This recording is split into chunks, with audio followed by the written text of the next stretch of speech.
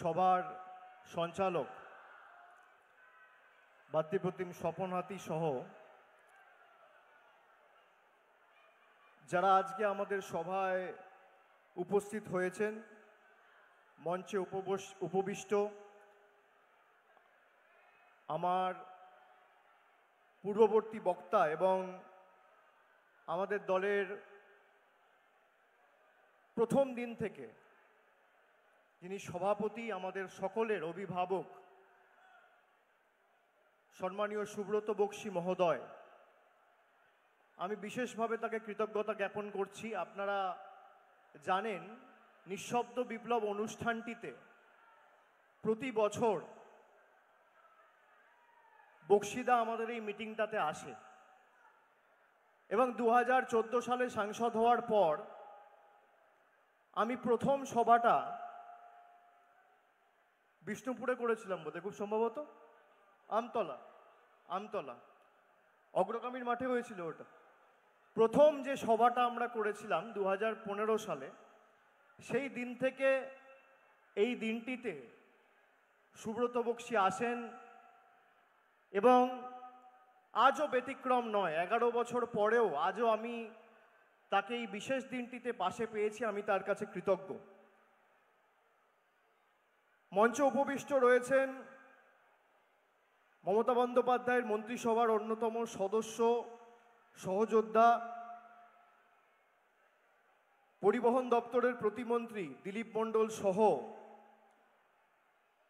Diamond Harbour Jadavpur সাংগঠনিক জেলার দলের সভাপতি সুভাষিস চক্রবর্তী রয়েছেন, চেয়ারম্যান এবং বজবজের সম্মানীয় বিধায়ক অশোকদেব মহোদয়, জেলা পরিষদের সভাধিপতি নীলিমাদি সহ মিটিয়াবুরুজের বিধায়ক হাজি আব্দুল খালেক মোল্লা, ডায়মন্ড হারবারের বিধায়ক পান্নালাল হালদার, রয়েছেন ফলতার বিধায়ক শঙ্কর নস্কর, রয়েছেন সাতগাছিয়ার বিধায়ক মোহনচন্দ্র নস্কর, ক্যানিং পূর্বের বিধায়ক শৌকত মোল্লা, দক্ষিণ 24 পরগনার কর্মাধ্যক্ষ জাহাঙ্গীর খান, সোমাশ্রী বেতাল, রয়েছেন শিখা রায়, কর্মাধ্যক্ষ শচী নস্কর সহ ডায়মন্ড হারবার যাদবপুর সাংগঠনিক জেলার নবনিযুক্ত যুবর সভাপতি ভাতৃপ্রতিম কৌশিক রায়, মহিলা তৃণমূল কংগ্রেসের সভানেত্রী মনোমোহিনী বিশ্বাস, ছাত্র পরিষদের জেলার সভাপতি সৃজিত ঘোষ, পুরসভার পুরপ্রধান ডায়মন্ড হারবারের প্রণব দাস, বজবজ পুরসভার পৌরপ্রধান গৌতম দাশগুপ্ত, পূজালী পুরসভার পৌরপ্রধান তাপস বিশ্বাস, রাজর্ষি দাস, মোহাম্মদ মানসুর থেকে শুরু করে কাউন্সিলর যারা আছেন, জেলার বিভিন্ন পদাধিকারী, আমি সকলের নাম বলছি না, পঞ্চায়েত সমিতির সভাপতি থেকে শুরু করে ব্লকের সভাপতি থেকে শুরু করে গ্রাম পঞ্চায়েতের প্রধান থেকে শুরু করে অঞ্চল সভাপতি থেকে শুরু করে সবাইকে আমি একযোগে আমার কৃতজ্ঞতা জানাচ্ছি, ধন্যবাদ জানাচ্ছি। আপনারা যারা আজকে সভায় এসে উপস্থিত হয়েছেন, যে সংখ্যায় মানুষ রাস্তায় রয়েছে, আমাদের আজকে জায়গাটা ছোট পড়েছে, কিন্তু প্রতি বছর একটা প্রচলিত প্রথার মতো আমরা এই 7টি বিধানসভার মধ্যে বিভিন্ন বিধানসভায় এই কর্মসূচিটি করি। কখনো ফলতায় করেছি, কখনো ডায়মন্ড হারবারে করেছি, কখনো বজবজে হয়েছে, কখনো বিষ্ণুপুরে হয়েছে। এবার আমরা ঠিক করেছিলাম যে সাতগাছিয়ায় করব। কিন্তু যেভাবে আজকে অনেক মানুষ সভাস্থলে এসে সশরীরে পৌঁছাতে পারেনি, যারা যেখানে রয়েছেন, যারা সোশ্যাল মিডিয়ায় দেখছেন, খবরে দেখছেন, মাইকের আওয়াজ যত দূর অবধি যাচ্ছে, আমরা পরের বার নিঃশব্দ বিপ্লব যখন করব, আমরা মহেশতলায় বাটানগর স্টেডিয়ামে করব, যেখানে প্রায় 30-40 হাজার মানুষকে আমরা জায়গা করে দিতে পারবো। এবং আশা করি যে পরের বার যখন নিঃশব্দ বিপ্লব আমরা প্রকাশ করব, তখন 2026-এ এই যে ডায়মন্ড হারবারের উন্নয়নের কর্মযজ্ঞ, সেই কর্মযজ্ঞর বিজয় রথ যাতে অক্ষুণ্ণ অব্যাহত ত্বরান্বিত থাকে, আপনাদের সকলের দোয়া আশীর্বাদ ভালোবাসা নিয়ে আমরা সেটা সার্থক করতে বা সফল করতে আমরা সেই উন্নয়নের কর্মযজ্ঞ এবং ডায়মন্ড হারবার মডেলকে ভারতবর্ষের বুকে আগামী দিন যাতে নজিরবিহীন একটা দৃষ্টান্তমূলক উদাহরণ হিসেবে মানুষের কাছে তুলে ধরতে পারি, সেই প্রচেষ্টায় আমরা সফল হতে পারব। আমি প্রথমেই আপনাদের বলি যে আজকে যে বইটা আমরা প্রকাশ করেছি, এই বইটি আপনারা যারা এসছেন আপনাদের সকলকে দেওয়া হবে। এই বইটিতে সব মিলিয়ে প্রায় 700 পাতার কাছাকাছি, 695টা পাতা রয়েছে। প্রথম যখন নিঃশব্দ বিপ্লব প্রকাশ করেছিলাম তখন 50-60 পাতার বই ছিল। তারপরে আস্তে আস্তে আপনাদের সকলের কাছে আমি সাংসদ হিসেবে নির্বাচিত হওয়ার পরে ডায়মন্ড হারবার লোকসভা কেন্দ্রের বিস্তীর্ণ এলাকা জুড়ে আমার উদ্যোগে, তৎপরতায় এবং প্রচেষ্টায় যে কাজগুলো আমি করতে সক্ষম হয়েছি, সেই কাজগুলো খালি আমি পুস্তিকায় তুলে ধরেছি। এই পুস্তিকায় জেলা পরিষদের কাজ নেই, এই পুস্তিকায় বিধায়ক তহবিলের কাজ নেই, এই পুস্তিকায় পঞ্চায়েত সমিতির কাজ নেই, এই পুস্তিকায় গ্রাম পঞ্চায়েতের কাজ নেই। এই পুস্তিকায় শুধুমাত্র আমার 5 কোটি টাকা সাংসদ তহবিলের পুঙ্খানুপুঙ্খ হিসাব এবং তার সাথে আমাদের সকলের নেত্রী মমতা বন্দ্যোপাধ্যায়ের মামাটি মানুষের সরকারের প্রচেষ্টায় বিভিন্ন দপ্তরের সহযোগিতায় যে কাজগুলো আমরা করেছি সেই কাজের হিসেব রয়েছে। যারা ডায়মন্ড হারবার মডেল নিয়ে ব্যঙ্গ বিদ্রুপ করেন, আমি অনুরোধ করব তাদেরকে যেন এই বইটা পাঠানো হয়। আর সংবাদ মাধ্যমের বন্ধুরা এসছেন, আমরা সবাইকে একটা কপি করে এই বইটা দেব। এই বইটা নিয়ে আপনারা দেখবেন যে আমার সাংসদ তহবিল থেকে কোথায়, কোন পাড়ায়, কোন বুথে, কোন অঞ্চলে, কোন জিপিতে, কোন ওয়ার্ডে কোন কাজটা হয়েছে 2014 থেকে 2025 পুঙ্খানুপুঙ্খ হিসেব আমি তুলে ধরেছি। গত 11 বছরে ডায়মন্ড হারবার লোকসভায় শুধু আমরা 6000 কোটি টাকার বেশি কাজ করেছি রাজ্য সরকারের সহযোগিতায়। তার মানে প্রতি বছর আমরা প্রায় 550 কোটি টাকার উপর, 570 কোটি টাকার উপর কাজ করেছি। প্রতি মাসে প্রায় 45 থেকে 50 কোটি টাকার কাজ এই ডায়মন্ড হারবারে হয়েছে। প্রতি মাসে 50 কোটি মানে প্রতিদিন 1.5 কোটি টাকার কাজ এই ডায়মন্ড হারবার লোকসভা কেন্দ্রে গত 11 বছরে প্রত্যেক দিন আমরা করেছি। আমি ভারতবর্ষে যত সাংসদ রয়েছে আমি তাদের বলছি, আপনারা যদি পারেন তৃণমূলের সাথে কুৎসার লড়াই না করে আর বাংলায় বিরোধী দলের যে সাংসদরা রয়েছে আপনারা জায়গা বাছুন, আপনার রিপোর্ট কার্ড নিয়ে আসুন, আর আমি নিঃশব্দ বিপ্লব 2025-এর বইটা নিয়ে যাব। কে কোথায় কি কাজ করেছেন নির্বাচিত হওয়ার পর তথ্য পরিসংখ্যান মানুষের কাছে তুলে ধরুন। জনতার ময়দানে লড়াই হোক, মানুষের কাছে আপনারা আপনাদের রিপোর্ট কার্ড প্রকাশ করুন, আমরা আমাদের রিপোর্ট কার্ড প্রকাশ করব। তারপর শেষ বিচারটা মানুষ করুক। 2014 সালে আমি নির্বাচিত হওয়ার পর চেষ্টা করেছি, আমি যখন প্রথমবার প্রচারে ডায়মন্ড হারবারে আসি, আমি প্রচারে আসতে গিয়ে দেখেছি 2011 সালে আমাদের সরকার ক্ষমতায় এসছে, 2-3 বছরে সব কাজ হয় না। কোথাও জলের সমস্যা, কোথাও রাস্তার সমস্যা, কোথাও পরিকাঠামোগত উন্নয়ন, কোথাও নিকাশি সমস্যা। আমি মানুষকে কথা দিয়েছিলাম যে আমি চেষ্টা করব, কিন্তু ত্রুটির কোনো আমি রাখবো না, আমি ত্রুটির কোনো রকম কোনো বিকল্প রাখবো না। আমি চেষ্টা করব আমার মতো করে কাজ করে মানুষের কাছে মানুষের মতো করে রাস্তা, জল, বিদ্যুৎ পরিষেবা, স্বাস্থ্য পরিষেবা, নিকাশি ব্যবস্থার পরিষেবা পৌঁছে দেওয়া। আমি আপনাদের বলতে পারি ফলতা মথুরাপুর জলের প্রকল্প ভারতবর্ষের মধ্যে সবথেকে বড় প্রকল্প। আমি আপনাদের বলতে পারি যেখান থেকে জল নিয়ে প্ল্যান্ট করা হচ্ছিল সেই ডোঙারিয়ার আবার দ্বিতীয় প্ল্যান্ট তৈরি করা হয়েছে 565 কোটি টাকা খরচা করে, যেখানে আরো 3 লক্ষ লোককে জলের ব্যবস্থা আমাদের সরকার করে দিয়েছে। কাজ চলছে, শীঘ্রই শেষ হবে। আমি আপনাদের দায়িত্ব নিয়ে বলতে পারি প্রায় পথশ্রী 2, পথশ্রী 3 এই দুটোতে প্রায় 500 কোটি টাকার বেশি রাস্তা, গ্রামীণ রাস্তা আমরা ডায়মন্ড হারবার লোকসভায় করেছি। বজবজে চড়িয়াল আমি কথা দিয়েছিলাম যে 2024-এর আগে যদি দ্বিতীয় লেন স্টার্ট করতে না পারি আপনাদের কাছে ভোট চাইতে আসবো না, মুখ দেখাতে আসবো না। 2024-এর ফেব্রুয়ারিতে 4 দশকের চড়িয়াল খালের রাস্তার ব্রিজের দাবি মমতা ব্যানার্জির সরকার পূর্ণ করেছে এবং কথা দিয়ে কথা রেখেছে।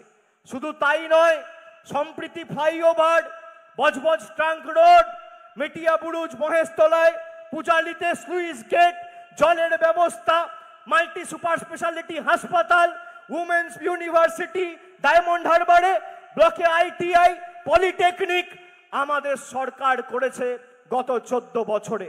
আর 11 বছরে আমি সাংসদ হওয়ার পরে কথা দিয়েছিলাম এই আমতলায় বাস টার্মিনাস হবে, আমতলায় বাস টার্মিনাস হয়েছে। বলেছিলাম আমতলা রুরাল হাসপাতালের পরিকাঠামোগত উন্নয়ন আমাদের সরকার করবে, আমরা করেছি। মুচিসা হাসপাতালের জন্য প্রায় 6 কোটি টাকা বরাদ্দ করেছে আমাদের রাজ্য সরকার, কাজ শুরু হয়ে গেছে, অতি শীঘ্রই শেষ হবে। আমি কথা দিয়েছিলাম যে আমতলায় প্রেক্ষাগৃহ হবে, আমরা করেছি। আমরা কথা দিয়ে কথা রাখার লোক। আমি বলেছিলাম 2022 সালে যে আমরা প্রত্যেকটা বয়োজ্যেষ্ঠদের বার্ধক্য ভাতা দেব। 2023 সালে আবার আমি তৃণমূলের নবজোয়ার শেষ হওয়ার পরে যখন নিঃশব্দ বিপ্লব করি, আমি বলেছিলাম আমাকে 6 মাস সময় দিন, 6 মাসের মধ্যে যদি কোনো রকম কোথাও সহযোগিতা না পাই তাহলে আমার যতটুকু সামর্থ্য, সীমাবদ্ধ এখতিয়ার ক্ষমতা রয়েছে, ডায়মন্ড হারবার লোকসভা থেকে 76,000 প্রবীণ নাগরিকদের আমরা বার্ধক্য ভাতা দেব। সেই কথা আমি পূরণ করে 2024-এর 7ই জানুয়ারি বিষ্ণুপুরের পৈলানের মাটি থেকে শ্রদ্ধার্ঘ্য ঘোষণা করেছিলাম। আজও 76,000 ডায়মন্ড হারবারের প্রবীণ নাগরিকেরা বার্ধক্য ভাতা পাচ্ছে। কি মায়েরা পাচ্ছেন কিনা? যারা আছেন হাত তুলে বলুন, যারা আছেন 60-এর ঊর্ধ্বে যাদের বয়স, প্রবীণ নাগরিক যারা বার্ধক্য ভাতা পাচ্ছেন কিনা? যারা 60-এর উপরে বয়স প্রবীণ যারা রয়েছেন পাচ্ছেন কিনা?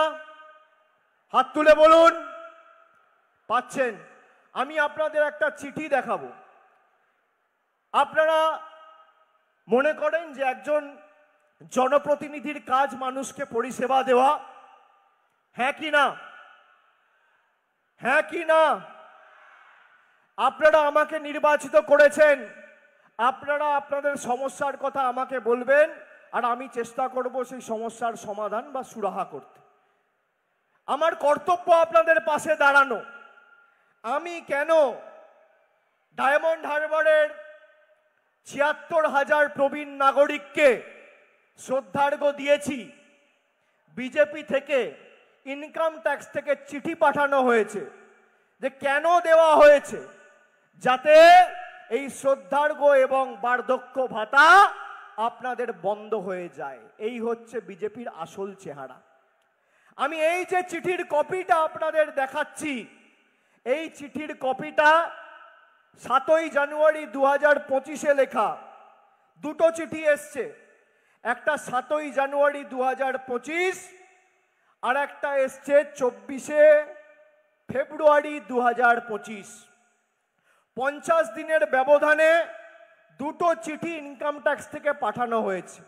তার কারণ আমি গরিব মানুষের হাতে অর্থ তুলে দিতে সাহায্য করে সক্ষম হয়েছি, সফল হয়েছি, মানুষের মুখে হাসি ফোটাতে পেরেছি।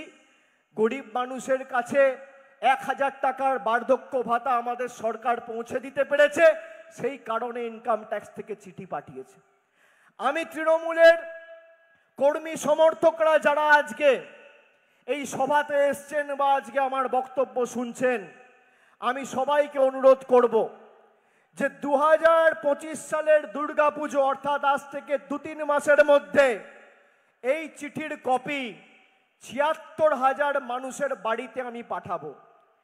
যে আমি আপনাদের পরিষেবা দিতে চাই, আমাদের সরকার আপনাদের পরিষেবা দিতে চায়, আর বিজেপি বাধা সৃষ্টি করে, বিজেপি কি করে বিঘ্ন করে, কি করে বাধা বিঘ্ন তৈরি করে, কি করে উন্নয়ন বাধাপ্রাপ্ত হতে পারে, কি করে আপনার টাকা আপনি না পান, আপনার টাকা তুলে নিয়ে গুজরাটে চলে যেতে পারে, উত্তরপ্রদেশে চলে যেতে পারে, সেই প্রচেষ্টায় লিপ্ত হয়েছে।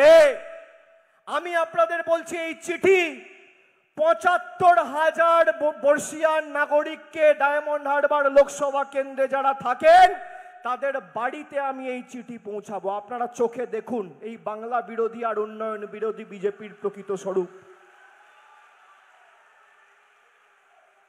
আর আপনারা কি ভাবেন? বিজেপির নেতারা ভাবে ইনকাম ট্যাক্স, ইডি, সিবিআই লাগিয়ে আপনারা অভিষেক ব্যানার্জিকে আটকাবেন। আপনারা দিল্লির যে নেতাদের পাজামার দড়ি ধরে পাঞ্জাবি ধরে ঝুলে রাজনীতি করেন তাদের ক্ষমতা নেই আমাকে ভয় দেখিয়ে আমার মেরুদণ্ড বিক্রি করবে, তাদের ক্ষমতা নেই।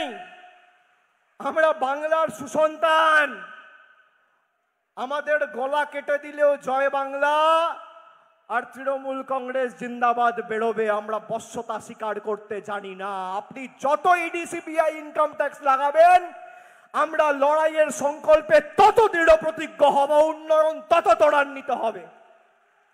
আমি বুক ঠুকে আজকে বলে যাচ্ছি। আপনি দেখুন এদের প্রকৃত চেহারা। আমাদের 2019 সালে পুলওয়ামা যখন হলো আমাদের দেশ বিরোধী বলে আখ্যায়িত করত।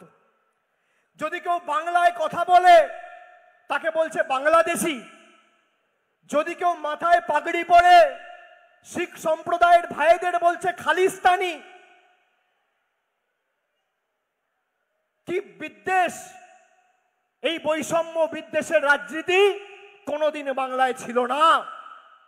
বিজেপির গুজরাট মধ্যপ্রদেশের নেতাদের খুশি করতে বাংলার কিছু কুসন্তান নিজের মেরুদণ্ড বিক্রি করে দিয়েছে, তার জবাব বাংলার মানুষ দিয়েছে। কিন্তু আজকে আপনারা দেখুন যারা আমাদের দেশ বিরোধী বলে আখ্যায়িত করত, আজকে সর্বদলীয় যখন ডেলিগেশন প্রতিনিধি দল 5টা দেশে গেল, আমাকে সেই ডেলিগেশনের সদস্য করে আমার দল পাঠিয়েছিল। সেখানে গিয়ে আমি দেশের কথা বলেছি।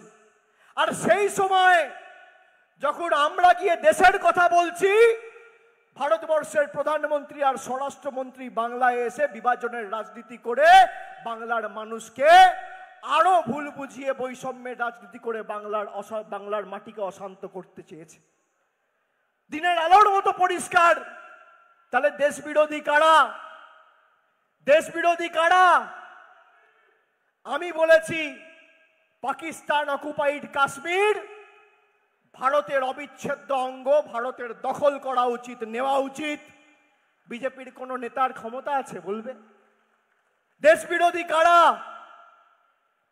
কি ভাইরা, দেশ বিরোধী কারা? বাংলা বিরোধী কারা? বাধা বিঘ্ন দানকারী কারা? উন্নয়ন বিরোধী কারা? প্রগতি বিরোধী কারা? বাংলার মানুষের টাকা আটকে রাখছে কারা? বাংলার মানুষকে বার্ধক্য ভাতা দিলে ইডি সিবিআই লাগাচ্ছে কারা? বাংলার গরিব মানুষের 100 দিনের টাকা আটকে রাখছে কারা? বাংলা আবাস যোজনায় প্রায় 40 লক্ষ গরিব মানুষের বাড়ির টাকা আটকে রেখেছে কারা? বাংলা গ্রামীণ সড়ক যোজনার প্রায় 8,000 কোটি টাকা আটকে রেখেছে কারা? তার কারণ বাংলায় গোহারা হেরেছে, তাই প্রতিশোধ নেবে, প্রতিশোধের রাজনীতি। মানুষের সাথে প্রতিশোধ হয় না। মানুষ চেয়েছে বলে কেউ প্রধানমন্ত্রী হয়েছে, কেউ সাংসদ হয়েছে, কেউ মুখ্যমন্ত্রী হয়েছে, কেউ বিধায়ক হয়েছে, কেউ পঞ্চায়েতে জিতেছে, কেউ লোকসভায় জিতেছে, কেউ মিউনিসিপ্যালিটিতে জিতেছে, কেউ জেলা পরিষদে জিতেছে। মানুষ যদি চায় 2 মিনিট লাগবে। আপনার আকাশে যে দম্ভ অহংকার তৈরি হয়েছে না, ভেঙে মাটিতে মিশিয়ে চূর্ণ বিচূর্ণ করতে 10 সেকেন্ড সময় লাগবে না। খুব তো চেষ্টা করেছিলেন ডায়মন্ড হারবারকে কলুষিত করতে। একটা ঘটনাকে কেন্দ্র করে বিজেপির নেতারা বাবা কি উৎসাহ, লাশের রাজনীতি করবে। মৃতদেহ খুঁজতে চলে এলো মহেশতলায়, রবীন্দ্রনগরে। তারপর এমন মহিলারা তাড়া করেছে, এখন আসার আগে 10 বার ভাববে। মহিলাদের, সাধারণ মানুষের তাড়া। আর মুখের ভাষা কি? সাধারণ মানুষ যদি এদেরকে গাদ্দার বলে, মির্জাফার বলে, চোর বলে, চিটিংবাজ বলে, এ দায় কি তৃণমূলের না আমার? তাদেরকে বলছে তোর বাবা, তিনি নাকি আবার পেশায় শিক্ষক। কি অবস্থা! সঙ্গে সঙ্গে বিজেপির রাজ্য সভাপতি সুকান্ত মজুমদার, তিনি তাকে কেন বজবজে আটকানো হয়েছে 3 ঘন্টার মধ্যে 2টো চিঠি পাঠিয়ে দিলেন। একটা পাঠিয়ে দিলেন লোকসভার স্পিকার, আর একটা পাঠিয়ে দিলেন দেশের স্বরাষ্ট্রমন্ত্রী। 3 ঘন্টার মধ্যে। আচ্ছা, 5 বছর ধরে গরিব মানুষের টাকা বন্ধ, 100 দিনের টাকা বন্ধ। কটা চিঠি পাঠিয়েছেন? কটা চিঠি পাঠিয়েছেন? আপনাকে মানুষ চোর বলছে, আপনি চিঠি পাঠাচ্ছেন আপনার দিল্লির পিতামহকে। আর গরিব মানুষের যে হাজার হাজার কোটি টাকা আপনারা আটকে রেখে দিয়েছেন, সেবার কটা চিঠি পাঠিয়েছেন? একটা চিঠি দেখাতে পারবেন? দেখাতে পারবেন যে আপনি 2019 থেকে 24 আর 24 থেকে 25 প্রায় 6 বছর মন্ত্রী, 6 বছর সাংসদ, গরিব মানুষের 100 দিনের টাকা কেন বন্ধ বা আবাসের টাকা কেন বন্ধ একটা চিঠি পাঠিয়েছেন? দেখাতে পারবেন না।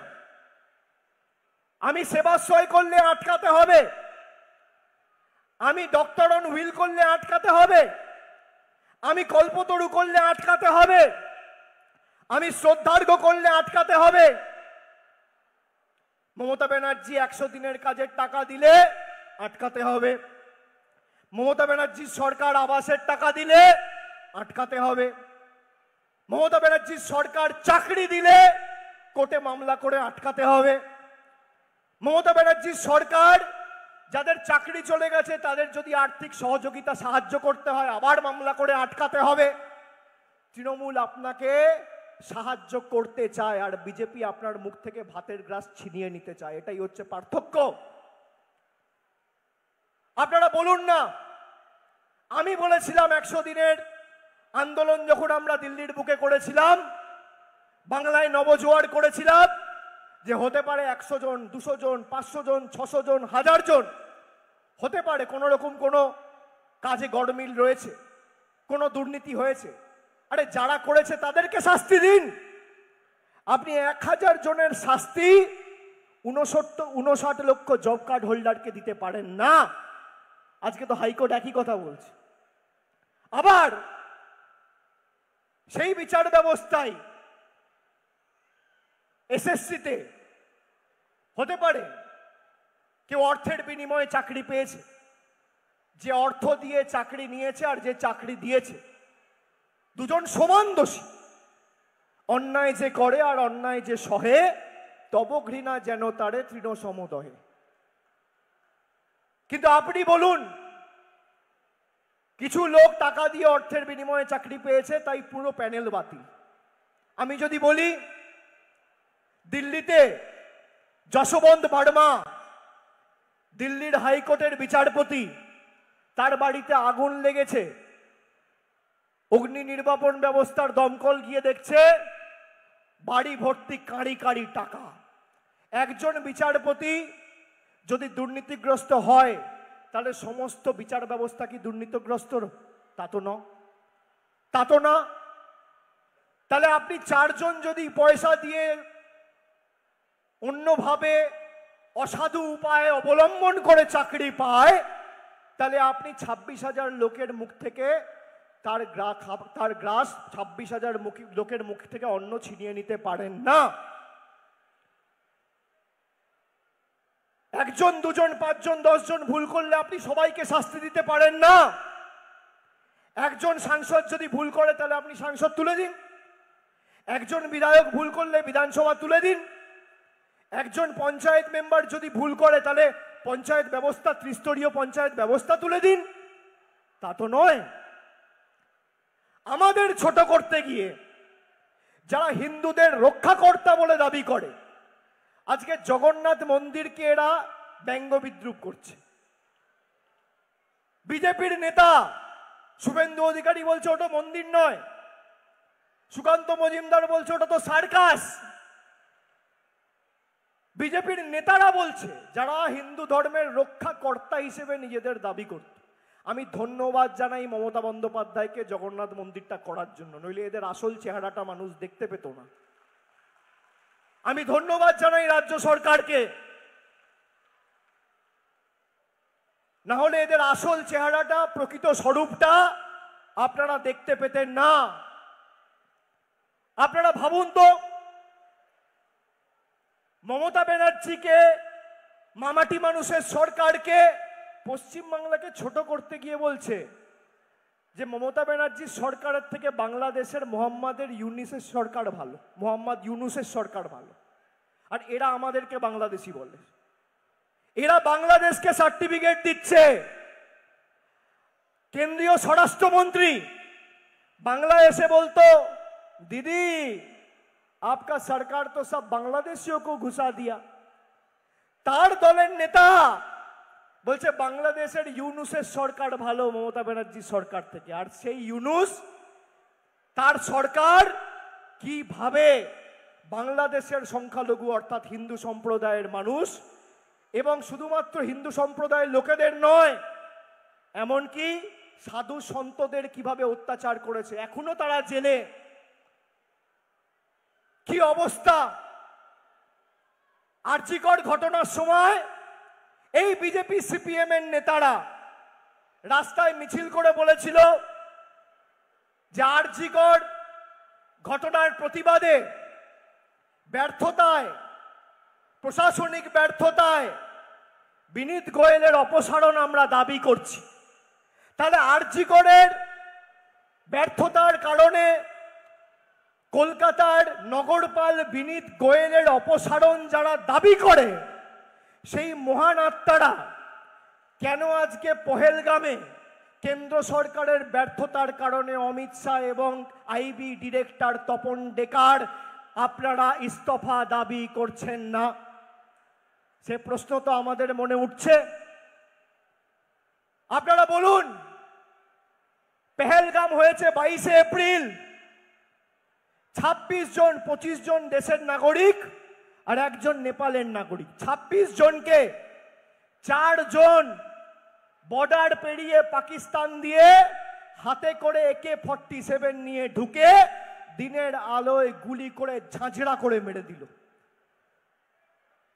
তারা আবার জঙ্গলে লুকিয়ে গেল, না পাকিস্তানে চলে গেল, না হাওয়ায় উধাও হয়ে গেল, এখনো কোনো খবর সরকারের কাছে নেই। তাহলে 26 জন মারা গেল কার ব্যর্থতায়? বর্ডারের দায়িত্বে কে? আইবির দায়িত্বে কে? সিআরপিএফ এর দায়িত্বে কে? সিআইএসএফ এর দায়িত্বে কে? তাহলে আরজিকর হলে যদি মমতা ব্যানার্জির পদত্যাগ দাবি করেন, পহেলগাম হলে তৃণমূল অমিত শাহর পদত্যাগ দাবি করবে না কেন? কেন? এই সংবাদ মাধ্যমগুলো এখানে আছে, একটারও বুকের পাঁটা নেই।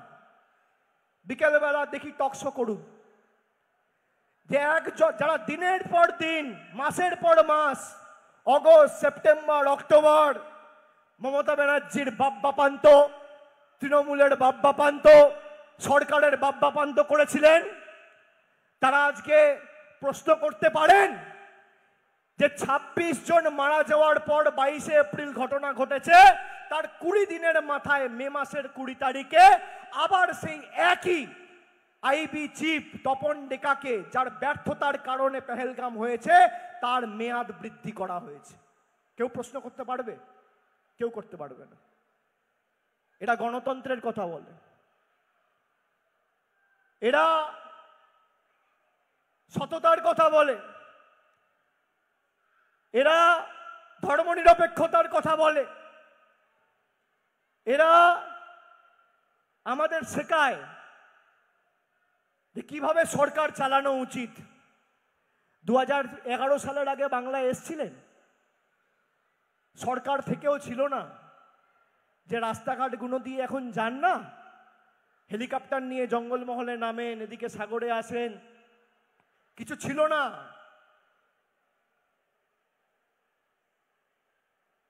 রাস্তা দিয়ে হাঁটছেন, রাস্তাটা করেছে মামাটি মানুষের সরকার, আমাদের নেত্রী। সাগরের হেলিপ্যাডে নামছেন, হেলিপ্যাডটা করেছে আমাদের সরকার, মামাটি মানুষের নেত্রী। আপনাদের লোকেরা যদি আগামী দিন হাসপাতালে চিকিৎসা করাতে যায়, আমরা কোনোদিন ধর্মের বিভাজনের ভিত্তিতে বা রাজনৈতিক মতাদর্শের ভিত্তিতে আমরা বিভাজন করে বলি না এ বিজেপি, এ সিপিএম, এ কংগ্রেস, এ তৃণমূল। আমাদের সরকার আমাদের শিখিয়েছে, আমাদের দল আমাদের শিখিয়েছে, আমরা নির্বাচনে লড়ব, আমরা তখন রাজনৈতিক কথা বলবো। নির্বাচনে জেতার পর আমাদের কোনো ধর্ম নেই, একটাই ধর্ম, মানব ধর্ম, মানুষকে পরিষেবা দেওয়া। আপনারা বলছেন আপনারা বাংলায় ক্ষমতা এলে লক্ষ্মীর ভান্ডার দেবেন। আপনারা শুনেছেন বিজেপির নেতারা বলেছে বাংলায় ক্ষমতা এলে ৩,০০০ টাকা করে লক্ষ্মীর ভান্ডার দেবে। কারা শুনেছেন একটু হাত তুলুন তো, হাত তুলুন, কারা শুনেছেন? বলেছে ৩,০০০ টাকা করে লক্ষ্মীর ভান্ডার দেবো। বিজেপি এবং এনডিএ সরকার কমপক্ষে এখনো ১০-১৫টা রাজ্যে রয়েছে। আচ্ছা, বাংলার পাশেই চলে যান, বেশি দূর যাওয়ার দরকার নেই। আসামে বিজেপির সরকার, ত্রিপুরায় বিজেপির সরকার, ঠিক আছে, এদিকে উড়িষ্যায় বিজেপির সরকার, মধ্যপ্রদেশে বিজেপির সরকার, ছত্তিশগড়ে বিজেপির সরকার, মেঘালয়ে এনডিএ সরকার, আপনার অরুণাচল প্রদেশ বিজেপির সরকার, রাজস্থান বিজেপির সরকার, কি তাই তো? বিহারে বিজেপির সরকার। আমি বলছি মমতা ব্যানার্জি বাংলায় ২,২০,০০,০০০ মায়েদের লক্ষ্মীর ভান্ডার দিচ্ছে, একজনও বাকি নেই, একজনও বাকি নেই। বিজেপি বলছে ৩,০০০ করে দেবো, আমি বলছি অর্ধেক করো, ১,৫০০। ১,৫০০। কটা ক্যামেরা আছে এখানে? ক্যামেরার সামনে আপনাদের সাক্ষী রেখে বলছি ৩,০০০ দিতে হবে না। মমতা ব্যানার্জি ২,২০,০০,০০০ মহিলাকে, বাংলার কোনো মহিলা বাদ নেই যে লক্ষ্মীর ভান্ডার পায় না। বিজেপি যদি একটা রাজ্যে করে দেখাতে পারে, অভিষেক ব্যানার্জি রাজনীতি ছেড়ে দেবে, এত বড় কথা বলে দিয়ে গেলাম। একটা রাজ্যে করে দেখাক। আমরা কথা দিয়েছিলাম ১০০ দিনের টাকা হয় আপনার দিল্লির বুক থেকে আন্দোলন করে ছিনিয়ে আনবো, নইলে বিকল্প অর্থের ব্যবস্থা করব। আমরা দিল্লি থেকে ১০০ দিনের টাকা আনতে পারিনি, কিন্তু বিকল্প অর্থের ব্যবস্থা মমতা ব্যানার্জি করে ২০২৪ সালের মার্চ মাসে প্রায় ৫৯ লক্ষ জব কার্ড হোল্ডারকে তাদের অ্যাকাউন্টে ডিবিটির মাধ্যমে টাকা পৌঁছে দিয়েছে। আমরা কথা দিয়ে কথা রেখেছি। আমরা বলেছিলাম কেন্দ্র সরকার দিক না দিক ১২ লক্ষ প্রকৃত প্রাপক, যাদের চিঠি ২০২২ সালের ডিসেম্বর মাসে রাজ্য সরকার কেন্দ্রকে পাঠিয়েছে, কেন্দ্র সরকার যদি বাড়ির টাকা না দেয় তাহলে রাজ্য নিজের কোষাগার, নিজের তহবিল থেকে ১২ লক্ষ মানুষকে বাড়ির টাকা দেবে। ২ কিস্তির টাকা চলে গেছে, আমাদের সরকার করেছে। কথা দিয়ে কথা রাখার নাম তৃণমূল কংগ্রেস। আপনারা বলুন, যারা বড় বড় ভাষণ দেয়, আবার ডায়মন্ড হারবারে আমি কেন জিতেছি এত ভোটে সে নিয়ে আবার কেস করেছে কলকাতা হাইকোর্টে। আমি বিজেপির নেতাদের বলি, কি দরকার এসব করার? তোমরা নিজেদের মতো ঠিক করো ডায়মন্ড হারবারে কে দাঁড়াবে। এখনো ৪ বছর তো সময় রয়েছে, আবার ২৯-এ নির্বাচন, আবার তো ২৯-এ নির্বাচন। লোকসভা 4 বছর রয়েছে, 4 বছর বসে ভালো করে ঠিক করো কে দাঁড়াবে। আমি কথা দিচ্ছি এই যে ব্যবধান, 1 ভোট হলেও ব্যবধান বাড়াবো, মানুষের উপর আমার আস্থা রয়েছে। 7,10,000-এর বেশি ব্যবধান, 2029-এর ভোটে আমরা এই ব্যবধানকে 8 লক্ষ করব। অনেকে অনেক কথা বলেছিল যে ডায়মন্ড হারবারে তৃণমূলের পায়ের তলার মাটি সরে গেছে, ডায়মন্ড হারবারে তৃণমূলের সংগঠন দুর্বল হয়ে গেছে। 2021-এর নির্বাচনে আমাদের দুজন সহকর্মীকে, মানে সিটিং এমএলএ ছিল, তাদেরকে নিয়ে গেছিল দলটা ভাঙার জন্য, একটা দীপক হালদার আর একটা সোনালী গুহ, নিয়ে বলেছিল দেখো ডায়মন্ড হারবার থেকে সাফ করে দিয়েছি অভিষেক, তৃণমূল সাফ। তারপর কি হলো? তাদের বাড়া ভাতের ছাই, 7-0 আবার হলো। আচ্ছা, 2014 সালে যা ব্যবধান ছিল, 16 সালের ভোটে আপনারা যদি 7টা বিধানসভা যোগ করেন ব্যবধান বেড়েছে। 2016 সালে যে ব্যবধান ছিল 19-এ যদি আপনি লোকসভার ভোটের নিরিখে দেখেন ব্যবধান আরো বেড়েছে। 2019-এ যে ব্যবধান ছিল 21-এর 7টা বিধানসভা যোগ করলে ব্যবধান আরো বেড়েছে, ক্রমবর্ধমান গ্রাফ। আর 2021-এ যা ব্যবধান ছিল 3,70,000, 2024-এ তো সব সাফ করে দিয়েছে। বাংলার রেকর্ড 7,10,000 ভোটে আপনারা জিতিয়ে তাদের বাড়া ভাতে ছাই দিয়ে আমাকে আশীর্বাদ করেছেন, আমি আপনাদের কাছে কৃতজ্ঞ। আমি বারে বারে বলেছি যে আপনাদের সাথে আমার আত্মিক সম্পর্ক, আমার জন্ম দক্ষিণ কলকাতা হতে পারে, কিন্তু আমি ঈশ্বর আল্লাহ সর্বশক্তিমানের কাছে প্রার্থনা করি আমি শরীর যদি ত্যাগ করি যেন এই ডায়মন্ড হারবারের পবিত্র মাটিতে সেই দিন আসে, আমার মৃত্যু যেন এই মাটিতে হয়। আমার যেটুকু কাজ করার পরিধি পরিচিতি আমার দল এবং আমাদের সর্বময় নেত্রী এবং সবকিছু আপনাদের কারণ। আমি কথা দিয়ে কথা রাখার ছেলে। আমি কেন আপনাদের সেবাশ্রয় করেছি আর শ্রদ্ধার্ঘ করেছি, বিজেপি আমার পিছনে লেগেছে, চিন্তা করবেন না। আপনারা কি ভয় পাচ্ছেন যে সেবাশ্রয় আর হবে না বা শ্রদ্ধার্ঘ বন্ধ হয়ে যাবে? কেউ ভয় পাচ্ছেন? কেউ ভয় পাচ্ছেন না তো? আমি বেঁচে আছি তো, আমি যতদিন বেঁচে আছি কেউ আপনার টিকি স্পর্শ করতে পারবে না, টিকি স্পর্শ করতে পারবে না। শ্রদ্ধার্ঘ আমরা 76,000 লোককে দিয়েছিলাম, আবার দরকার হলে যদি কিছু অ্যাপ্লিকেশন আমার কাছে আসে আমি সরকারের কাছে সেগুলো উপস্থাপিত করার ব্যবস্থা করব। আচ্ছা, সেবাশ্রয়ে আপনারা জানেন প্রায় 75 দিন ভারতবর্ষে কেউ করতে পারেনি। আমি তো চ্যালেঞ্জ করছি, 543টা সাংসদ রয়েছে, বিজেপির সাংসদ রয়েছে, কংগ্রেসের সাংসদ রয়েছে, অন্যান্য দলেরও রয়েছে, টিডিপি রয়েছে, জেডিইউ রয়েছে, আরজেডি রয়েছে, ডিএমকে রয়েছে, আম আদমি পার্টি রয়েছে, এত দল রয়েছে, কেউ করুক না। আচ্ছা, আপনারা বলুন, কেন্দ্র সরকারের কাছে এত টাকা, কোটি কোটি টাকা, বাংলা থেকেই তো প্রায় 50-60 হাজার কোটি টাকা খালি জিএসটি বাবদ বাংলার পাওনা রয়েছে, আর প্রায় 1.5 লক্ষ কোটি টাকা করে প্রতি বছর বাংলা থেকে তুলে নিয়ে যাচ্ছে জিএসটি আর ইনকাম ট্যাক্সের নাম করে। এরা বাংলার মানুষকে কোনোদিন সাহায্য করেনি। আমরা প্রায় 12 লক্ষ লোককে বিনা পয়সায় বিনামূল্যে চিকিৎসা এবং মাসের পর মাস যারা এসছে কেউ খালি হাতে ফিরে যায়নি, 1 মাসের ওষুধের ব্যবস্থা আমরা করে দিয়েছি 12 লক্ষ লোককে। 25,000 লোকের বাড়িতে চশমা পৌঁছে দিয়েছি। 6,000-6,500 রেফারেল কেসেস এসছে। ককলিয়ার ইমপ্ল্যান্টের মতো কমপ্লিকেটেড কেস, এমনকি ডায়মন্ড হারবারের বাইরে থেকেও যদি কেউ এসছে, মন্দির বাজার থেকে এসছে, কেউ বীরভূম থেকে এসছে, কেউ আলিপুরদুয়ার থেকে এসছে, কেউ রানাঘাট থেকে এসছে, কেউ সিউড়ি থেকে এসছে, কাউকে খালি হাতে ফেরায়নি। 12 লক্ষ লোককে, 1 লাখ 2 লাখ লোক নয়, 100, 200, 400, 500 নয়, 12 লাখ লোক আমরা বিনা পয়সায় বিনামূল্যে ওষুধের ব্যবস্থা করেছি, কনসালটেশনের ব্যবস্থা করেছি, ডাক্তার দেখিয়েছি, তাদের ছানি অপারেশন করিয়েছি। যাদের ছানি সমস্যা ছিল তাদের পরবর্তীকালে সেবাশ্রয় হয়ে যাওয়ার পর মার্চ মাসে এপ্রিল মাসে সেই ছানি কাটিয়ে অপারেশন করিয়ে আবার সুস্থ করে বাড়ি ফেরানোর ব্যবস্থা করেছি। কজন করেছে?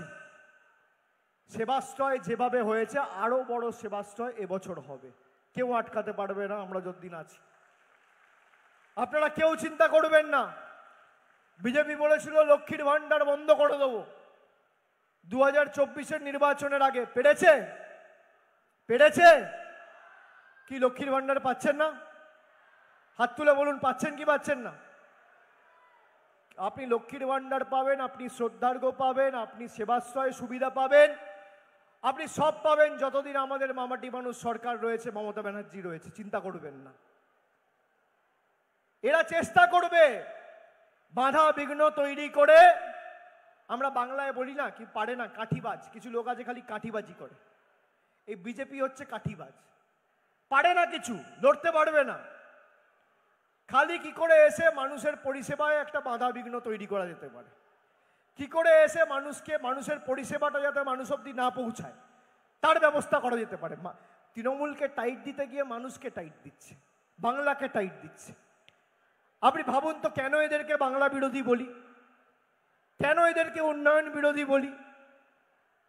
কোথায় কেন্দ্র সরকারের উচিত রাজ্য সরকারের সাথে সহযোগিতা করে মানুষকে পরিষেবা পৌঁছে দিতে, তা না করে গরিব মানুষের ভাতের টাকা পাতের টাকা মারছে।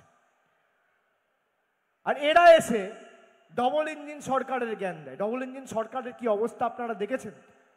দৈনন্দিন জীবনের নিত্য প্রয়োজনীয় জিনিসের মূল্য বৃদ্ধি আজকে কোথায়? প্রত্যেক 2 দিন 4 দিন অন্তর অন্তর করে হয় একটা বিমান দুর্ঘটনা, হয় একটা রেল দুর্ঘটনা, হয় একটা রাস্তা ভেঙে পড়ছে, হয় একটা ব্রিজ ভেঙে পড়ছে। আর কোথায় হচ্ছে? সব ডবল ইঞ্জিন রাজ্যগুলোতে। আপনারা দেখুন ডবল ইঞ্জিন। এই 7 দিন আগে মহারাষ্ট্রে একটা ব্রিজ ভেঙে প্রায় 6 জন মারা গেছে। কোথায় হয়েছে? মহারাষ্ট্র। ডবল ইঞ্জিন সরকার।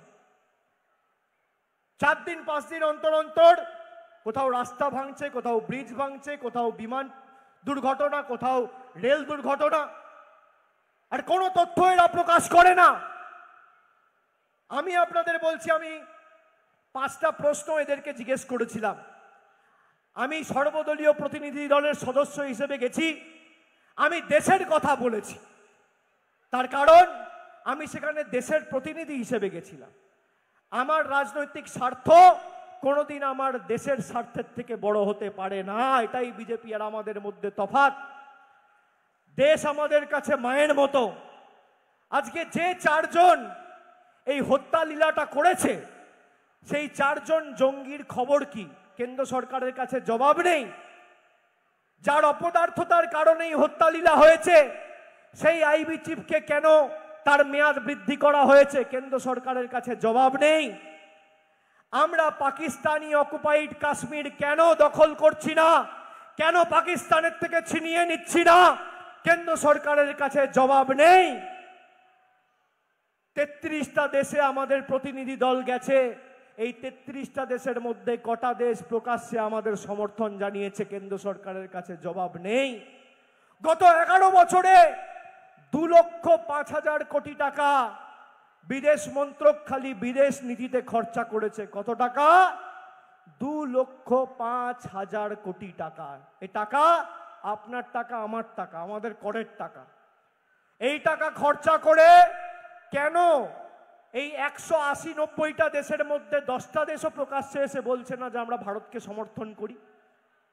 এই টাকা গেল কোথায়? হিসাব কে দেবে? যারা নিজেদের পাহারাদার, চৌকিদার এইসব বলে দাবি করত, এই হিসেব দেওয়ার দায়িত্ব কার? হিসেব দেওয়ার দায়িত্ব কার? তৃণমূল তো নিজের রিপোর্ট কার্ড নিয়ে এসছে। বিজেপি গেলে বলবেন না রিপোর্ট কার্ডটা দেখাও? 2,05,000 কোটি টাকার বিদেশ নীতির টাকা কোথায় গেল? বিজেপি সরকার জবাব দাও। গরিব মানুষের 100 দিনের 8,000 কোটি টাকা কোথায় গেল? বিজেপি সরকার জবাব দাও। গরিব মানুষের 30 লক্ষ মানুষের বাড়ি এখনো পাওনা রয়েছে, 12 লক্ষ মানুষকে বাড়ি দেওয়ার পরও প্রায় 30 লক্ষ মানুষের বাড়ি পাওনা রয়েছে। এই টাকা কোথায় গেল? বিজেপি সরকার জবাব দাও। আজকের দিনে দাঁড়িয়ে বাংলার বকেয়া পাওনা 1,70,000 কোটি টাকার উপরে। এই টাকা কোথায় গেল? বিজেপি সরকার জবাব দাও। আপনারা জিজ্ঞেস করবেন না? বিজেপি নেতাদের বড় বড় ভাষণ, অপারেশন সিঁদুর। আমরা চাই যে 4 জন এই হত্যা লীলা ঘটিয়েছে, যে কায়দায়, যেভাবে, যে বর্বরতার সাথে 26 জনকে হত্যা করা হয়েছে, যে ভাষায় এই জঙ্গি সংগঠনগুলো বোঝে, সে ভাষায় জবাব দাও আমরা চাই। এবং সেটা একমাত্র সম্ভব হবে যদি পাকিস্তান অধিকৃত কাশ্মীর আপনি ভারতের দখলে নিয়ে আসতে পারেন। বড় বড় ভাষণ দেন, আমাদের পাকিস্তানি বলেন, আমাদের বাংলাদেশি বলেন। আজকে চিন্ময়ানন্দ প্রভু এতদিন ধরে জেলে, কবার খোঁজ নিয়েছেন? কবার খোঁজ নিয়েছেন? যারা হিন্দু ধর্মের ধারক বাহক বলে নিজেদের দাবি করে, জগন্নাথ দেবকেও আপনারা ছাড়ছেন না। কি অবস্থা আপনাদের! আপনারা খালি মমতা বন্দ্যোপাধ্যায়ের হাত দিয়ে সেই কাজের শুভ সূচনা হয়েছে বলে আপনারা প্রভু জগন্নাথকেও ছাড়ছেন না। কি অবস্থা! জয় শ্রীরাম, জয় শ্রীরাম বলে ভোট চাইতো, অযোধ্যাতে গোহারা হেরে গেছে। আপনারা দেখুন প্রভু রামের কি লীলা। যে অযোধ্যায় রাম মন্দিরকে সামনে রেখে সারা দেশে ভোট চাইল, সারা দেশে বলল জয় শ্রীরাম, আপকি বার 400 পার, 240-এ বাস আটকে গেছে। আর আমি আপনাদের বলছি এ সরকার বেশি দিন টিকবে না। এ সরকার বেশি দিন টিকবে না। একক সংখ্যাগরিষ্ঠতায় এ সরকার চলছে না। এই সরকার বাধ্যবাধকতায় চলছে। এই সরকার দুর্নীতিগ্রস্তদের সাহায্যে চলছে। এই সরকার গরিব মানুষের চোখের জল, প্রতিনিয়ত গরিব মানুষের মুখের গ্রাস কেড়ে নিয়ে নিজেদের স্বার্থ চরিতার্থ করতে এই সরকার চলছে। এই সরকার বেশি দিন চলতে পারে না। চলবে না অন্যায়, টিকবে না ফন্দি, জনগণের আদালতে হতে হবে বন্দী। মানুষ ঠিক জবাব দেবে। আমি আপনাদের বলছি, আমি যদি মাথা নত করি, আমি সাধারণ মানুষের কাছে করব। আমি বিজেপির জল্লাদ আর কেন্দ্র সরকারের জল্লাদদের কাছে মাথা নত করব না। 5 বছর ধরে এরা আমাকে যেভাবে ইডি সিবিআই দিয়ে দমাতে চেয়েছে, যতবার নোটিশ দিয়েছে আমি ততবার আরো শক্তি সঞ্চারিত করে ইডি অফিস আর সিবিআই অফিস থেকে বেরিয়ে এসেছি আপনাদের জন্য কাজ করব বলে। এরা যত নোটিশ দেবে, তৃণমূল কংগ্রেস বিশুদ্ধ লোহা, লোহাকে যত তাঁতাবে, যত আঘাত করবে, যত মারবে, লোহা তত শক্তিশালী হবে। তুমি যত আঘাত করবে, তৃণমূল কংগ্রেস দলটা তত শক্তিশালী হবে। আর আমি আপনাদের কথা দিচ্ছি, 2026-এর ভোট, 2021-এ তো বিজেপির চাকাটা 77-এ আটকে গেছিল। এবার 50-এর নিচে থাকবে, কথা দিয়ে গেলাম। 2026-এর লড়াই আমি ভবিষ্যৎবাণী করি না। আর যদি ভবিষ্যৎবাণী করি, আমার ভবিষ্যৎবাণী ঈশ্বরের কৃপায়, আশীর্বাদে, মানুষের ভালোবাসায় অল্প হলেও মেলে। আমি তারিখ ধরে বলতে পারি না অমুক তারিখে এই হবে তাই হবে, কিন্তু আমি যদি বলি যে 2019-এর তুলনায় তৃণমূলের আসন সংখ্যা 2024-এর ভোটে বাড়বে, সেটা বেড়েছে। আমি ডায়মন্ড হারবারে বলেছিলাম যে আমরা এই যে ফেজে ভোট হবে, শেষ দফার ভোট, 9 পাবো, 9 পেয়েছিলাম। আর বলেছিলাম 23 অলরেডি পেয়ে গেছি, তাহলে 23 আর 9 যোগ করলে হয় 32। কিন্তু 3টে সিট আমরা অত্যন্ত কম ব্যবধানে হেরেছি। একটা বিষ্ণুপুর 5000 ভোটে হেরেছি, একটা পুরুলিয়া আমরা 17000 ভোটে হেরেছি, আর একটা বিজেপির বাঁচাল সভাপতি সুকান্ত মজুমদার 9000 ভোটে জিতেছে। সে নাকি আমার বিরুদ্ধে এসে মানুষকে সংগঠিত করতে আসবে। আপনি যদি 50 বছর রাজনীতি করেন আর আপনি যদি 10টা নির্বাচন লড়েন, 10টা নির্বাচনের ফলের নিরিখ যোগ করেও আপনার 7,10,000-এর ব্যবধান হবে না। ডায়মন্ড হারবারের মানুষ আমায় একবারে জিতিয়েছে। আমি এসব কথা বলে নিজের বীরত্ব দেখাতে চাই না। আমার কোনো আমার কোনো ক্রেডিট নেই, ক্রেডিট মানুষের। মানুষ আমাকে জিতিয়েছে। যারা বলে বিজেপির নেতা শুভেন্দু অধিকারী যে মমতা ব্যানার্জি দিদি থেকে ঠাকুমা হয়ে যেতেন তিনি যদি না থাকতেন, তা তুমি তো গেছো 2020-তে, মমতা ব্যানার্জি 21-এ জিতলো কি করে, 24-এ জিতলো কি করে, 23-এর পঞ্চায়েতে জিতলো কি করে? আর এদের কপাল দেখুন, জবে থেকে এই এলিমেন্টটা বিজেপিতে গেছে একটা নির্বাচনও বিজেপি জেতেনি। 2020-তে উপনির্বাচন হেরেছে, 2021-এ বিধানসভা হেরেছে, 2022-এর পুরসভা হেরেছে, 2023-এর পঞ্চায়েত হেরেছে, 2024-এর লোকসভা হেরেছে, 2025-এর উপনির্বাচন হেরেছে। গত এক বছরে 11টা উপনির্বাচন হয়েছে বাংলায়, 11-0 তৃণমূলের পক্ষে হয়েছে, 11টাতেই বিজেপি হেরেছে। কি অবস্থা এদের! আগে বিজেপির রাহুর দশা চলছিল, শনির দশা, আর এখন কেতুটা গিয়ে কেতু আর শনির দশা সংযোজিত হয়েছে। জবে থেকে গেছে সব নির্বাচন হেরেছে। এরা নাকি বাংলায় আবার অপারেশন সিন্দুর করবে, অপারেশন বেঙ্গল, মানে কি এমএলএ কেনাবেচা করবে। বন্ধু, তোমার কথায় তোমাকে বলি যে তুমি যে বলেছো দিদি থেকে পিসিমা হয়ে যেতে, মাসিমা হয়ে যেতে, মুখ্যমন্ত্রী হতে পারতেন না। মমতা ব্যানার্জি নিজের দমে মুখ্যমন্ত্রী হয়েছে।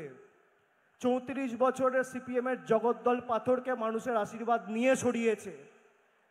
আর তোমাকেও বলে রাখি, তুমি দাদা থেকে কাকা, কাকা থেকে জেঠু, আমি এই ভাষা ব্যবহার করি না, কিন্তু তুমি এই ভাষাই বোঝো, আমার কিছু করার নেই। তুমি দাদা থেকে কাকু, কাকু থেকে জেঠু, আর জেঠু থেকে দাদু হবে। তৃণমূল কংগ্রেসকে মানুষের হৃদয় থেকে আগামী 50 বছর বাংলার মাটিতে সরাতে পারবে না। দম থাকলে লড়ো, লড়ো, করতে পারলে করো, লড়তে পারলে লড়ো, আর ধরতে পারলে ধরো, নইলে মুখ বন্ধ করে বাড়িতে গিয়ে ঘুমিয়ে পড়ো। আমি চ্যালেঞ্জ করছি, ব্যবধান আরো বাড়বে। আরে আমার জায়গায় অন্য কেউ হলে বলতো কি যে বিপুল ব্যবধানে জিতবো, আমি বলছি ব্যবধান বাড়াবো। আমার চ্যালেঞ্জ পছন্দ, 7,10,000টাকে 11,000 করবো, 12,000 করবো, 1 ভোট কমবে না, বাড়বে। আমার আস্থা মানুষের প্রতি, আমার আস্থা তৃণমূলের কর্মীদের প্রতি, আমার আস্থা তৃণমূলের বুথে বসা কর্মীদের উপর। তার কারণ তারা সারা বছর মানুষের পাশে থাকে। মানুষের বিপদে আপদে মানুষ কাউকে পাক না পাক, তৃণমূল কর্মীরাই ছুটে যায়। আমরা সবসময় মানুষের পাশে দাঁড়িয়েছি, আর আগামী দিনও ব্যতিক্রম হবে না। যাই হোক, সভা অনেকক্ষণ শুরু হয়েছে, 5:30 বাজে, 3টে সভা শুরু হয়েছে, প্রায় 2.5 ঘন্টা হতে চলল। যারা এসছেন আপনারা বইগুলো নিয়ে যাবেন, এবং এলাকায় যাতে সার্বিকভাবে আমরা কি কাজ করেছি মানুষ জানতে পারে, মানুষ বুঝতে পারে, সেটা আপনারা সুনিশ্চিত করবেন। এবং বিজেপির কুৎসার ধারাবাহিক জবাব যেভাবে আমরা দিয়েছি একইভাবে দিতে হবে। আমরা যেমন নিঃশব্দ বিপ্লব করেছি, বিজেপি করেছে সশব্দে কুৎসা, নিঃশব্দ বিপ্লবের উল্টো। তো কুৎসার জবাব নিঃশব্দ বিপ্লবের মাধ্যমে মানুষকে তথ্য পরিসংখ্যানের নিরিখে আমরা দিয়েছি, আগামী দিনও দেবো। আমি সকলকে আরেকবার ধন্যবাদ, কৃতজ্ঞতা, প্রণাম জানিয়ে, আমার অভিনন্দন জানিয়ে, আমার শ্রদ্ধা নিবেদন করে, প্রবীণ যারা এসছেন তাদের সকলকে আপনাদের পায়ে হাত দিয়ে আমি প্রণাম করে, আর সমবয়সী সহযোদ্ধা যারা এসছেন তাদের সকলকে শুভেচ্ছা, ভালোবাসা জানিয়ে, মায়েদেরকে আমার কৃতজ্ঞতা জানিয়ে আমি আমার বক্তব্য এখানেই শেষ করলাম। জয় হিন্দ, বন্দে মাতরম, তৃণমূল কংগ্রেস জিন্দাবাদ, মমতা বন্দ্যোপাধ্যায় জিন্দাবাদ, মা মাটি মানুষ জিন্দাবাদ।